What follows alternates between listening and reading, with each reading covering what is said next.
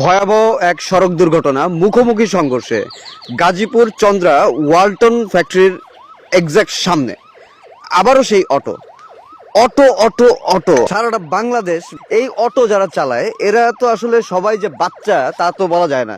এদের মধ্যে মানে মুরব্বী মুরব্বী মানুষও দেখছি, মানে একদমই বুঝদার মানুষ।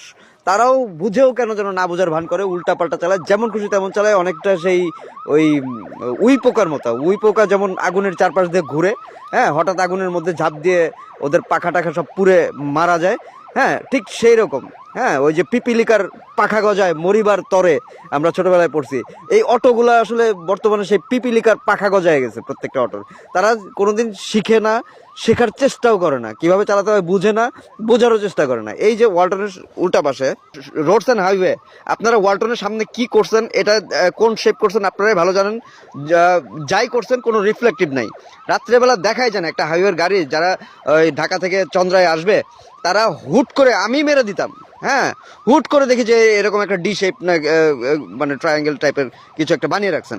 ভাই কেন ভাই রিফ্লেক্টিভ নাই কেন আপনাদের এই জায়গায়? কোন সেন্সে আপনারা মাঝখানে এরকম একটা জিনিস করতেছেন কোনো রিফ্লেক্টিভ ছাড়া? সেটার জবাব চাই।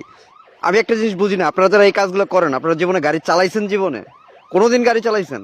মানে আপনাদের মানে ন্যূনতম কোনো ধারণা আছে গাড়ি চালানো সম্পর্কে? তাইলে আপনারা কোনোদিন এইভাবে এই শেপটা করে ফেলে রাখতে পারতেন না এইভাবে।